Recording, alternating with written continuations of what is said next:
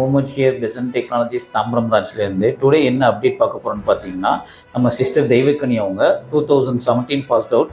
But career கேப்னால கொஞ்ச நாள் ஒர்க் பண்ணாமல் இருந்துட்டு எகெயின் அவங்க வந்து ரீஜாயின் பண்ணியிருக்காங்க. ஸோ அதை பற்றின வீடியோ தான் இது நிறைய பேருக்கு ஒரு இன்ஸ்பிரேஷனாக இருக்கும். ஏன்னா அவங்க ஜஸ்ட் 2017 to 23 ஒர்க் பண்ணியிருக்காங்க. ஆஃப்டர் தட் கெரியர் கேப் ஆயிடுச்சு. தென் நம்ம இன்ஸ்டியூஷன் ஜாயின் பண்ணி இப்போ ஒரு ஜாப்ல ஜாயின் பண்ணிட்டாங்க. ஸோ அதை பற்றின சில ஃபீட்பேக்ஸை அவங்கள்ட்ட கேட்போம். வாழ்த்துக்கள் சிஸ்டர். ஸோ இப்போ நீங்கள் கெரியர் கேப்லேருந்து ஐடிக்குள்ளே போயிருக்கீங்க. ஸோ அதை பற்றின ஃபீட்பேக்கு தான் இந்த video. So first of all நீங்கள் எதுக்கு கெரியர் பிரேக் ஆனீங்க? ஃபர்ஸ்ட் நீங்கள் ஐடியில் தான் ஒர்க் பண்ணிக்கிறீங்க ஒரு 5 years ஒரு டெவலப்பராக. ஸோ தென் எதுக்கு கெரியர் கேப் ஆனீங்க? இந்த கெரியர் கேப்பில் நீங்கள் என்ன பண்ணீங்க? ஸோ ஃபஸ்ட்டு நான் 5 years வெப்சைட் டிசைனிங்கில் வந்து ஒர்க் பண்ணிட்டு இருந்தேன். 2017 பாஸ்ட் அவுட்.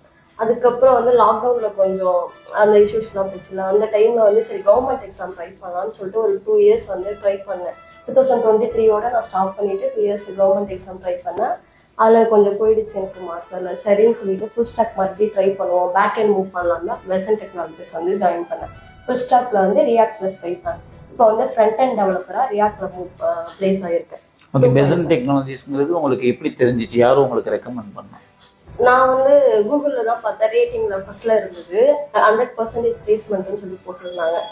ஸோ ஒன்ஸ் வந்து கால் பண்ணி நான் என்கொயரி பண்ணேன். அப்புறம் என்னோட மாமாவும் சஜஸ்ட் பண்ணியிருந்தாங்க, சரி போயிட்டு பண்ணுங்கன்னு சொல்லிட்டு அப்புறம் இங்கே வந்து ஜாயின் பண்ணிட்டேன். ஓகே, நீங்கள் ஆல்ரெடி ஒர்க் பண்ணியிருக்கீங்க 5 years. இந்த 5 years ஒர்க் பண்ணதும் பெசன்ட் டெக்னாலஜிஸில் நீங்கள் லேர்ன் பண்ணது டிஃப்ரெண்டாக இருந்துச்சா? புதுசாக ஏதாவது கற்றுக்கிட்டீங்களா? ஆமாம் சார், ஃபுல்லாகவே டிஃப்ரெண்ட் தான். ஆல்ரெடி எனக்கு ஃப்ரண்ட் எண்டில் வந்து HTML, CSS, JavaScript தெரியும். இங்கே வந்து நான் புதுசாக லேர்ன் பண்ணது வந்து ரியாக்ட் வந்து ஃபுல்லாகவே காம்போனன்ட் பேஸ்டு. அது வந்து எனக்கு ஃபுல்லாகவே நியூவாக இருந்தது. அருண் சார் தான் நல்லாவே சொல்லி கொடுத்தாரு. நிறைய வீடியோஸ்லாம் கொடுத்தாரு ரெஃபரன்ஸ்க்கு. அதுக்கப்புறம் எக்ஸ்ட்ரா லேர்ன் பண்ணது யூடியூப் வீடியோஸ்லாம் அனுப்புவார். நான் நிறைய ப்ராஜெக்ட்ஸ் பண்ணியிருக்கேன். அவர் முடிச்சதுலேயே நான் ப்ராஜெக்ட் பண்ணி அதெல்லாம் அவர்கிட்டையும் காமிச்சிருக்கேன். அவர் வந்து பார்த்துட்டு நல்லா தான் இருக்குன்னு சொல்லியிருக்காரு.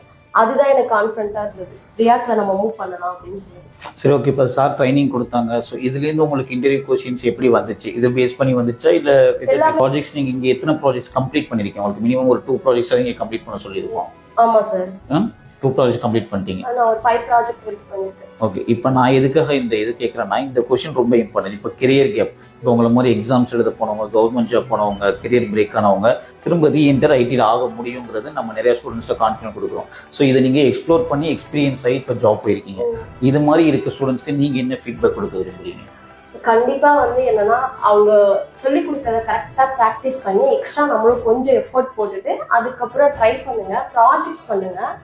ப்ராஜெக்ட் பண்றதுல வந்து என்னன்னா, அது ஃபர்ஸ்ட் அண்டர்ஸ்டாண்ட் பண்ணிட்டு பண்ணணும். சும்மா இப்போ நிறைய பேர் சாட் ஜிபிடி போட்டாலே நல்லா ப்ராஜெக்ட்ஸ்லாம் பண்ணுறாங்க. இருந்தாலுமே அதில் இருக்க கான்செப்ட் என்னன்னு சொல்லிட்டு நம்ம அண்டர்ஸ்டாண்ட் பண்ணி என்ன யூஸ் பண்ணியிருக்கோம், அது எப்படி ஒர்க் ஆகுது அப்படின்னு. ஏன்னா இன்டர்பிரேட்டிவ்ல அப்போதான் நம்ம வந்து தெளிவாக வந்து அதுக்கு ஆன்சர் பண்ண முடியும். அதுதான் எனக்கு தெரிஞ்ச என்னோட சக்ஸஸ்க்கு காரணம் நான் நினைக்கிறேன். ஏன்னா அருண் சார் சொல்லி கொடுத்தாரு, ஜஸ்ட் அவர் வே தான் சொன்னார் இப்படி பண்ணணும்னு சொல்லிட்டு ஃபுல்லாகவே நான் பில்ட் பண்ணேன்.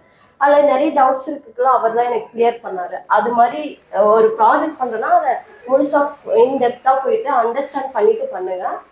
அதுக்குள்ளே இருந்தால் கொஸ்டின் எடுப்பாங்க. மேக்ஸிமம் உங்களோட ப்ராஜெக்ட் எக்ஸ்பிளைன் பண்ணுங்கன்னா அதில் இருக்க டெக்னாலஜி சொன்னாலே போகும், அவ்வளோ. ஸோ கைஸ், நீங்களும் கெரியர் கேப்பாக இருந்தீங்கன்னா நம்ம ஆர்கனைசேஷன் வாங்க. நம்ம நிறைய கைட் பண்ணுறோம், ஸ்டூடெண்ட்ஸ்க்கு நிறைய ஹெல்ப் பண்ணுறோம் பிளேஸ்மெண்ட்ஸ்க்கும். ஸோ இவங்கள மாதிரி நிறைய பேர் வந்து பிளேஸ் ஆனுங்கிறது தான் எங்களோட ஆம்பிஷன் அண்ட் விஷனாக இருக்குது.